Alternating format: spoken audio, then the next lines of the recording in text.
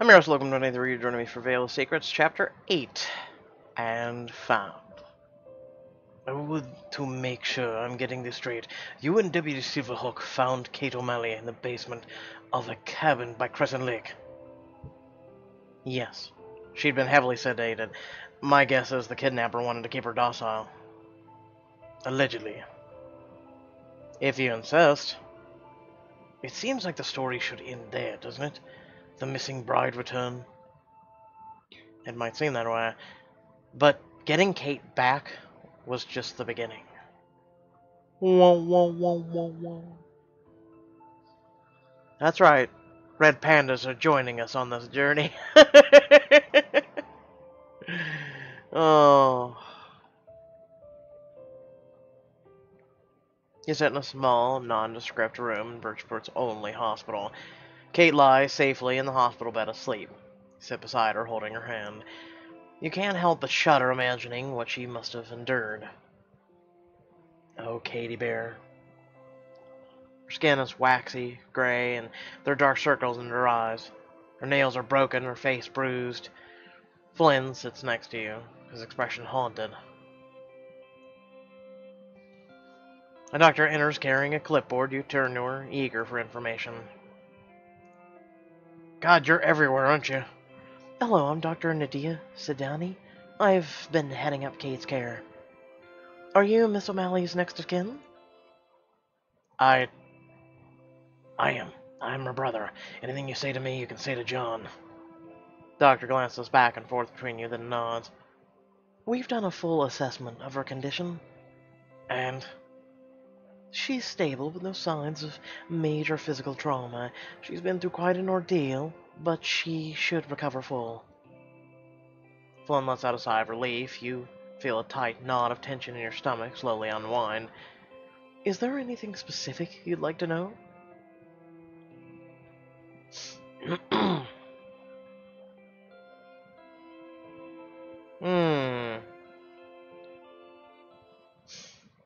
I feel like 1 in 4, but that's not for me to ask. Number one. That's number one is I don't think that's anything for me to ask. I don't think it's respectful. Was she drugged? Yes, we found traces of an unknown sedative in her system, likely a custom drug cocktail. The base was identified as ketamine. Ketamine? That's what our analysis shows, yes. It is likely injected at regular intervals. Whoever did so seems to have had at least some rudimentary medical knowledge. I can't believe someone put that crap in her. Oh, we're gonna get to ask all these? Great. How quickly will she recover? She's dehydrated, slightly nutrient deficient, but she's ought to recover quickly now that she's under our care. Physically, anyway. Yes, the psychological toll of her experience is harder to predict. What about the bruises? They look ugly. What could have caused them? They're likely the result of falls, bumps, or while she was being forcibly moved. They should heal in a week or two. Ah, Christ. Okay. Flynn clenches his jaw, hands tightening in a fist. We examined Miss O'Malley closely. There are no signs of sexual assault. Thank God. Anything else I can answer for you? When will she be able to tell us who did this? It could be a matter of hours, theoretically, but even after she regains her faculties, she may not be able to provide that information. What do you mean? Ketamine has been known to cause memory loss, disorientation, and combined with psychological trauma of the last several days, I think you should prepare for the possibility she won't be able to remember details of the event. I know how eager you are to get answers but pressuring her won't bring them to light any faster. If you have any more questions, please let me know. The doctor leaves. Flynn bends over Kate, kissing her forehead lightly, and whispers to her. I'm so glad we found you, sis. If anything happened to you, I don't know how I... Flynn chokes up and turns away, squeezes good shoulder reassuringly, then steps outside to give him some privacy. Naomi is guarding the door. Has she woken up? Not yet. The doctor says she hasn't sustained any serious injuries. There's no sign of any assault. You must be relieved. More than you can imagine. Though it sounds like she was drugged pretty much continuously. They're not sure she'll remember anything. Still, this is a huge win. Even Walsh has to follow up on this. And I promise you, I will personally tear down this town apart to find whoever did this. Thanks, Naomi. That means a lot. How are you feeling? This is a lot to process. I feel worried.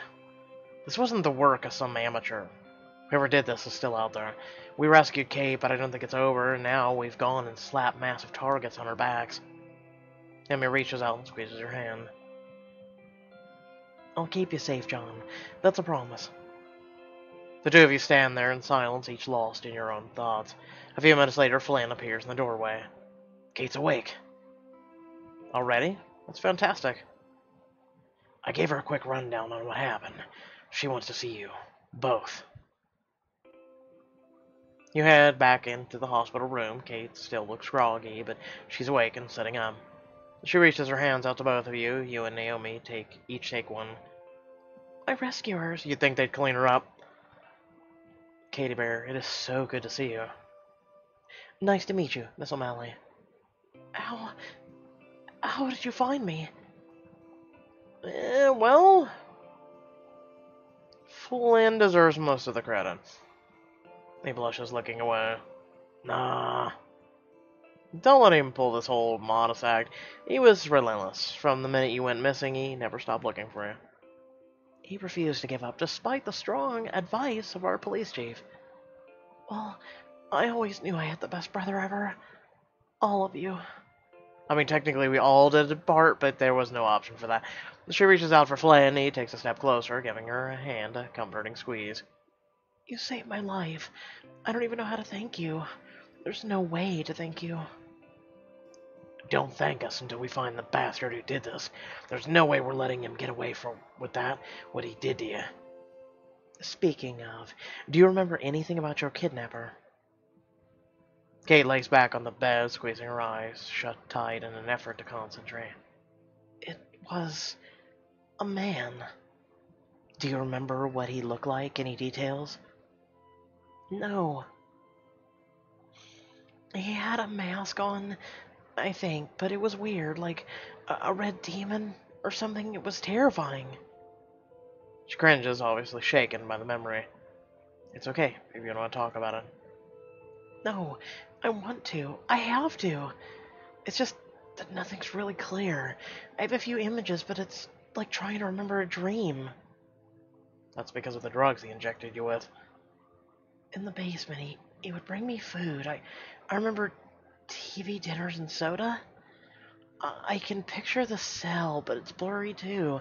I can't stay awake like I wanted to, and sometimes I wasn't sure whether I was awake or dreaming.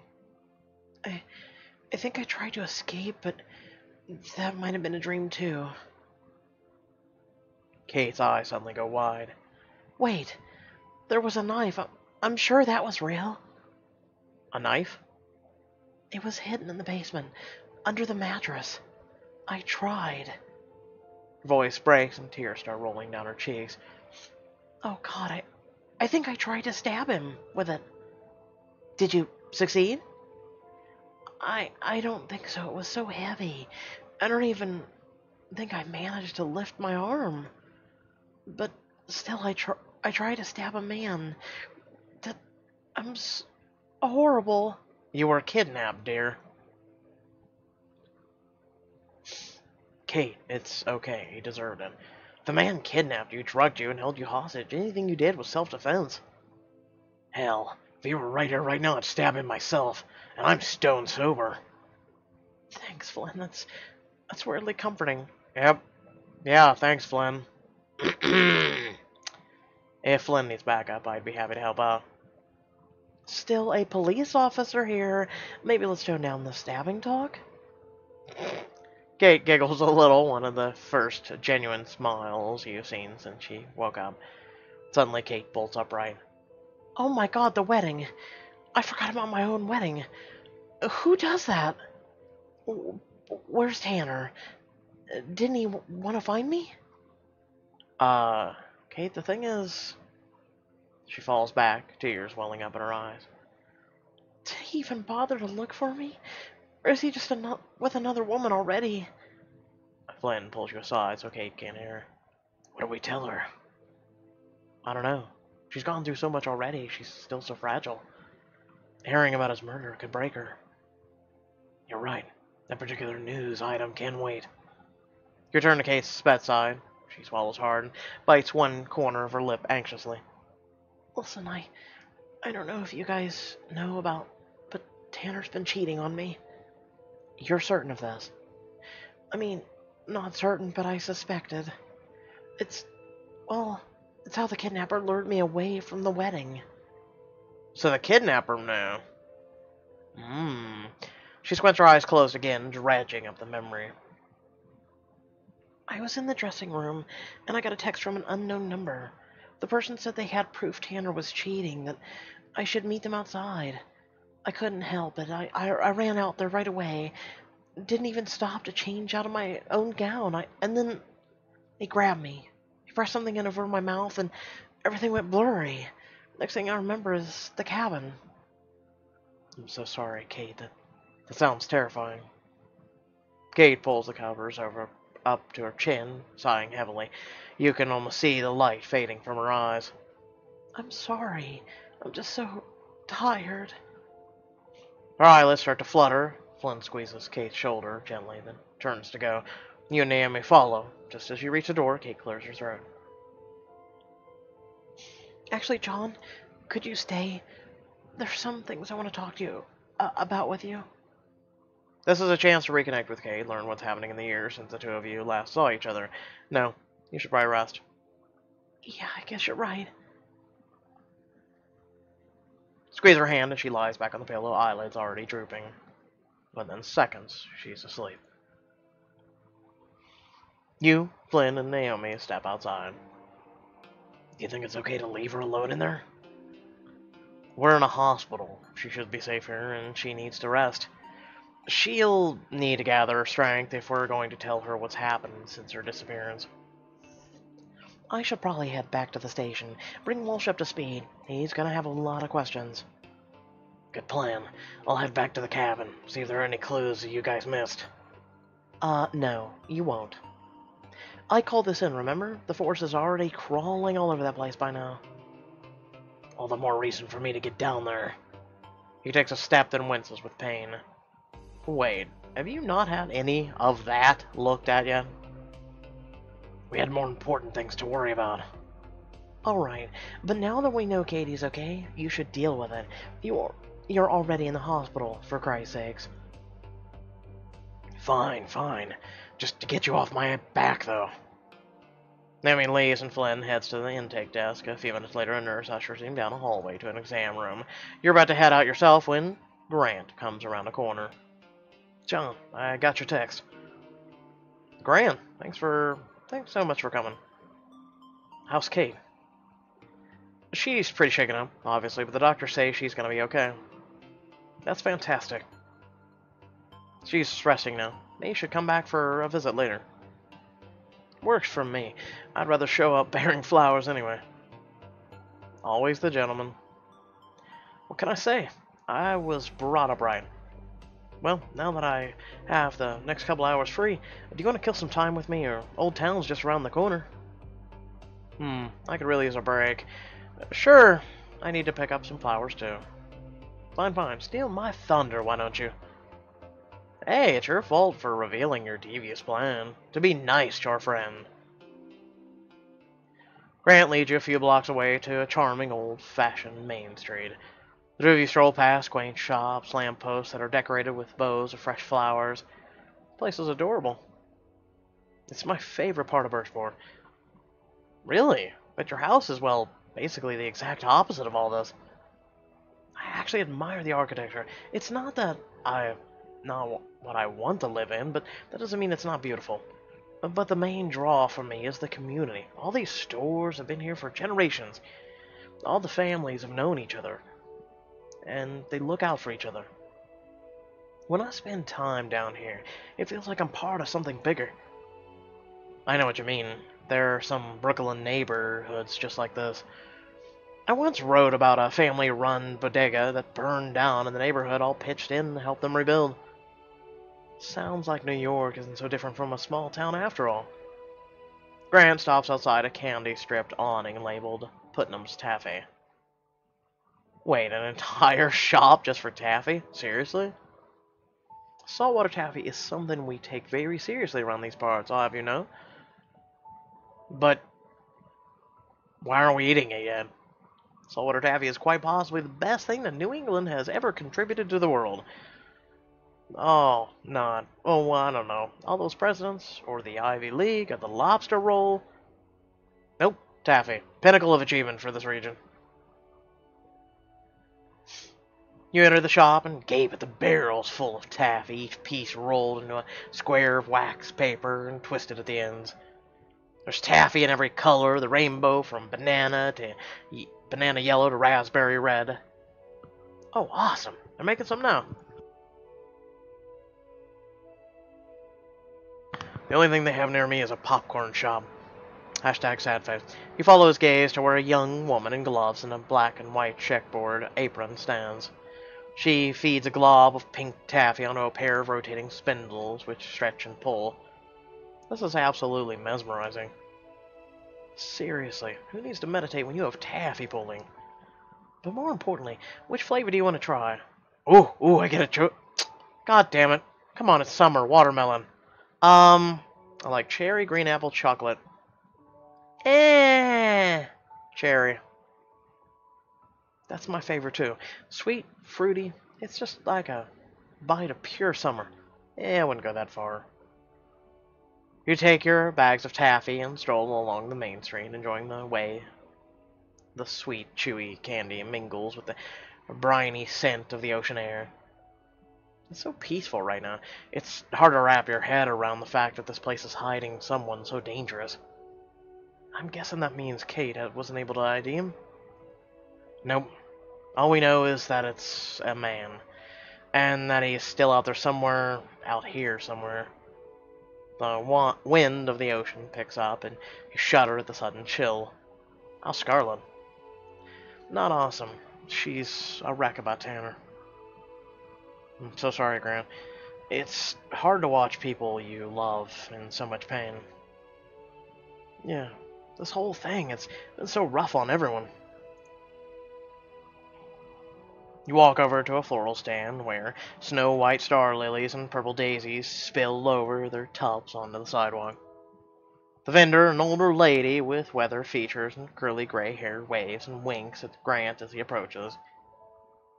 I'm not really that great at flower arrangements. Don't worry, Miss Chow will take care of you. She's an artist. You'll never see a more gorgeous bouquet.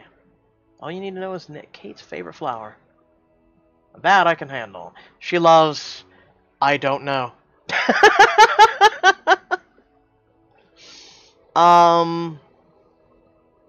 I don't fucking know. God damn it.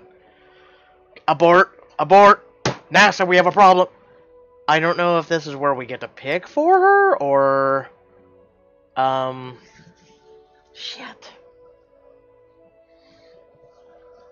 I'm gonna go with tulips. Tulips is a good neutral flower. I've always liked tulips. After a New England winter, they're like therapy for your eyes. I think that's what Kate loves about them. They're this blaze of light and color when you need it most. Perfect for the occasion, then. Miss Chow creates a beautiful arrangement around the flower you picked out, then makes another for Grant that complements yours perfectly. Should we get these back to Kate? I can't wait for her to see how beautiful they look. Absolutely. Just as soon as we make one very important stop. He points to a fountain in the middle of a small square, a stone mermaid bursting up with the center, pennies glitter beneath the water in the basin. Let me guess, we're making a wish. Never pass up the chance, right? There's a trick to it, though. Takes a penny out of his pocket, turns so his back is to the fountain, kisses the penny and tosses it over his head. The penny flips through the air and lands in the water with a splash, slowly sinking to the bottom. Alright, your turn. You mean to demonstrate again? It's a very complex ritual, but I think I've got it. Offers you a penny, you take it, turn, kiss it, and then throw it over your shoulder, turning around to watch it sink to the bottom. So, what did you wish for? No dice, I'm not telling. Why take all the special steps if I'm gonna turn around and ruin the wish power by telling? That was a test. Passing totally boosts your wish. I'm holding you that, Emerson. Grant's phone buzzes, he pulls it out, then frowns, clearly frustrated. Looks like we need to swing by my office for some paperwork. I swear half my clients still believe the internet's a series of tubes. But it's not that far from here. Come with me? Kate's probably still resting anyway. Grant grins shyly. And it's private, if you know what I mean. Stop trying to hit on me.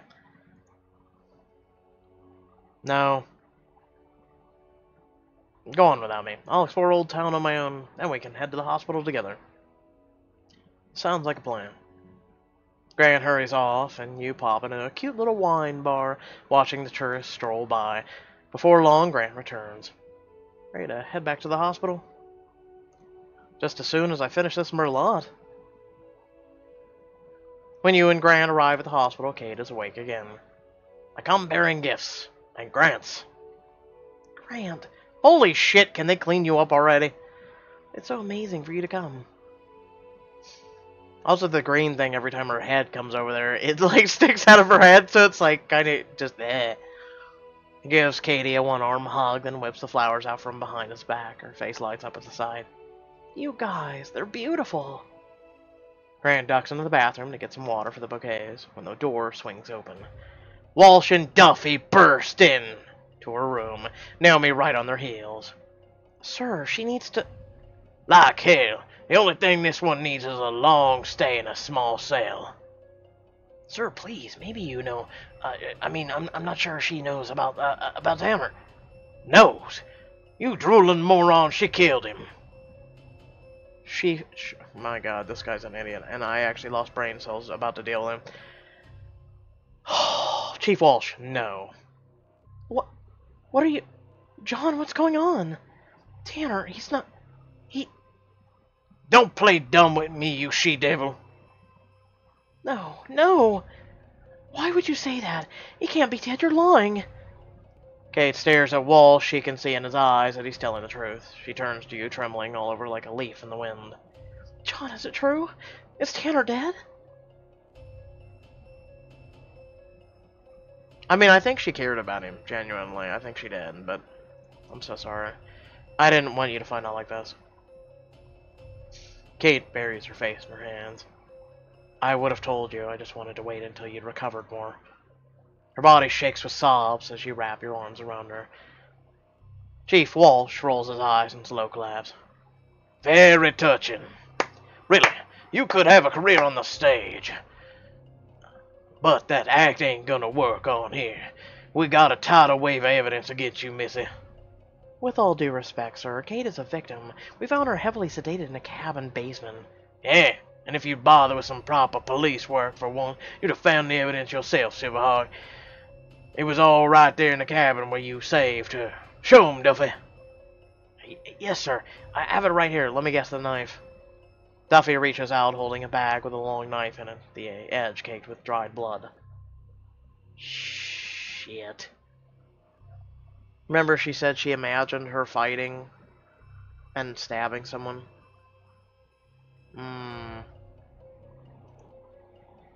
That's right. This right here is a knife used to kill Tanner Studley. The blood on the blade is his, and the prints on the handle are hers. Unless she was set up. Which happens. Oh my god. Walsh dangles the bag in front of Kate's face. You remember it, don't you, sweetheart? The knife you used to slit Tanner's throat. Kate clasps her hands over her mouth.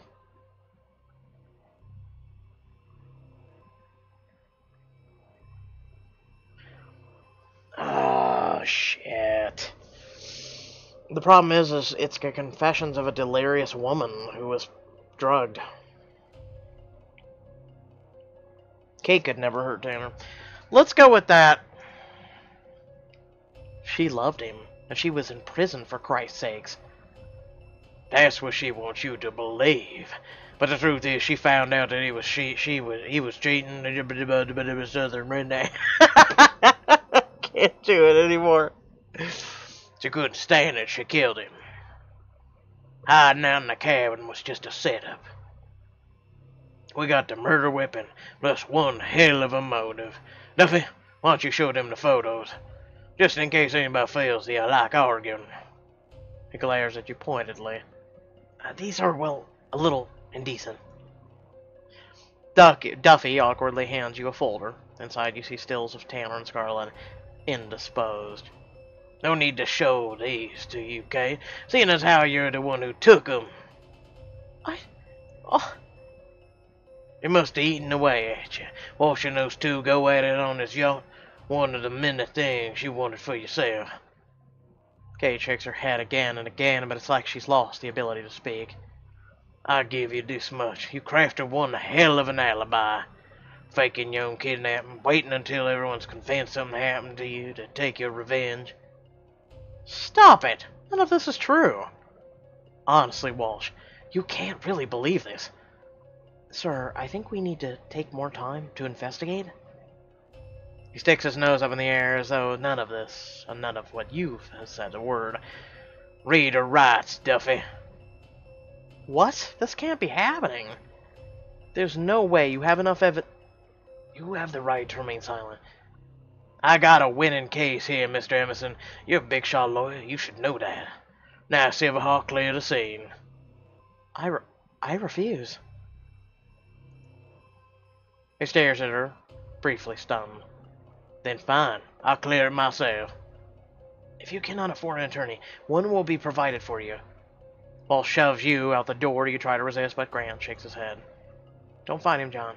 He'll only make things worse. We'll beat him in a court of law, that's a promise. You turn frantic, Kate sitting on her bed, tears streaming down her face. And she's been handcuffed to the bed. We'll find the real killer, Kate. We'll clear your name, I promise.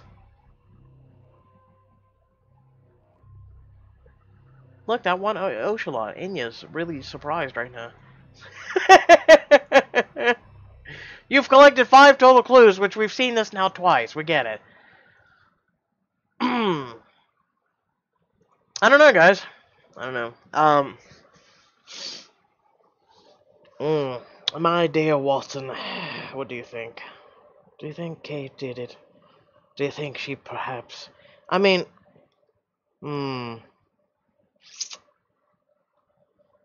See, I mean... This crappy-ass town, I doubt they have a forensic lab worth of shit.